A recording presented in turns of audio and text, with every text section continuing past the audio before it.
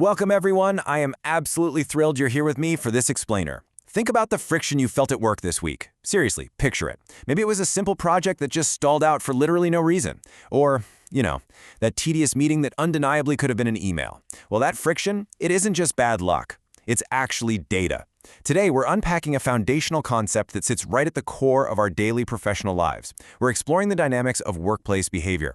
Have you ever wondered why some organizations just click, humming along like a perfectly tuned engine, while others are constantly struggling with miscommunication? Well, the answers are deeply rooted in studying how people act, interact, and operate within the boundaries of their workplace. We're going to decode the very DNA of our work environments, essentially transforming that abstract feeling of work culture into a clear, structured science. Let's get into it. Okay, let's dive into this. Take a second and really reflect on your actual daily actions, not your official job description and not your broad, high-level task list. I mean the messy reality of your day. Think about that 7th follow-up email you carefully reworded to sound, friendly but firm, or navigating the unspoken politics of the break room coffee maker, or even that exact split second you decide to mute your mic during a super tense team call. Every single one of those micro-interactions is an action, and collectively, millions of these actions are happening simultaneously across every company, every single day.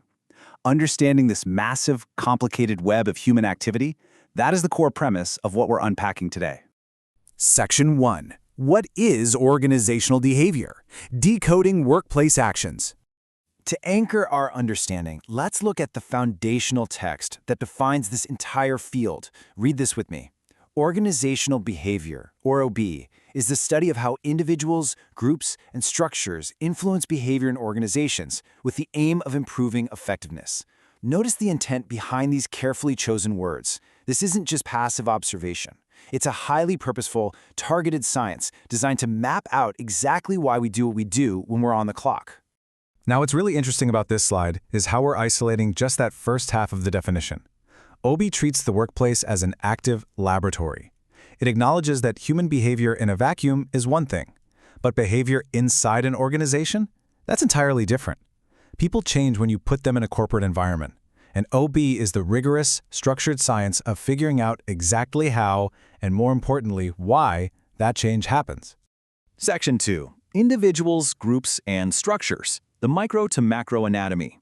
Let's move to and see how this builds. Imagine we're looking through a microscope for a moment. We're going to zoom all the way in and then slowly pull out to see the bigger ecosystem. It starts with the fundamental building block. Step 1, the individual. But an organization is never just one person, right? So we scale up to step 2, the groups they form.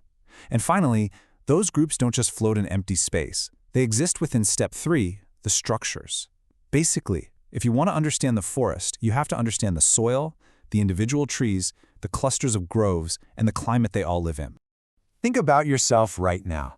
You are the foundational individual mentioned in our source text. You bring your own unique personality, your own background, your own motivations, and your own mood to work every single day. Your personal, micro-level behavior sets the whole machine in motion. If you show up exhausted or highly motivated or deeply frustrated, well, that state dictates your output.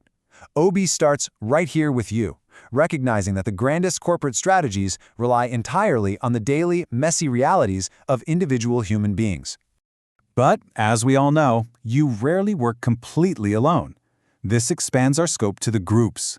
When you take your individual behaviors and you mix them with a handful of other people, things naturally shift. It's exactly like chemistry. Think about it. You know how brainstorming with your work bestie feels completely different than presenting that exact same idea to a cross-functional steering committee? Yeah, that shift in chemistry is exactly what OB studies. The communication, the conflict, the leadership, and the trust that forms when individuals are forced to collaborate. And now we zoom all the way out to the macro environment. Structures. This is the overarching framework. Think of it as the invisible gravity of the workplace. We're talking about the org chart, the company policies, the reporting lines, the IT systems, and the remote work protocols. The text highlights structure because it ultimately shapes, organizes, and constrains everything you and your groups are doing. You could have the most motivated individuals and the most harmonious teams, but if the structure is broken, like if a simple budget approval takes 3 weeks of agonizing red tape, even the absolute best employees will burn out. Structure really does guide the daily actions of the workplace. Section 3. The goal, improving effectiveness, cause and effect. So why do we actually care about any of this? And this brilliantly illustrates the core dynamic at play, balancing what people actually do against how it impacts performance. OB is entirely about studying this direct cause and effect relationship. It asks the tough questions. Does that recurring hour-long morning meeting actually result in higher sales performance? Does a rigid management structure result in lower innovation? Every single daily action has a performance reaction. This all builds to one ultimate North Star: improving effectiveness. Understanding workplace behavior isn't just some abstract theory meant to be debated in a boardroom. No, it is meant to actively elevate the entire organization. By understanding the individuals, optimizing the groups, and fixing the structures, the ultimate aim is to make the organization better, faster, healthier, and way more successful. Effectiveness really is the true goal of organizational behavior. So the crucial point is that this entire field of study can be boiled down to these three powerful takeaways. Number one, it explains what people do, giving us the language to describe our reality.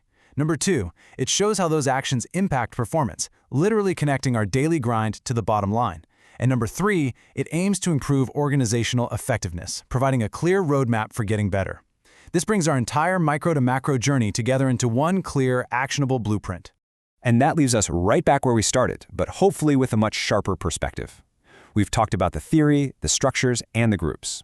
But ultimately, the organization is made of you. So I want to leave you with this provocative thought to chew on as you go about the rest of your day. How are your actions, your individual behaviors, the way you interact with your group, the way you navigate your structure, how are they impacting organizational performance today? Are you driving effectiveness, or are you creating friction? The dynamics of organizational behavior start with the choices you make next. Thank you so much for joining me for this explainer. Keep learning, keep analyzing, and I'll catch you next time.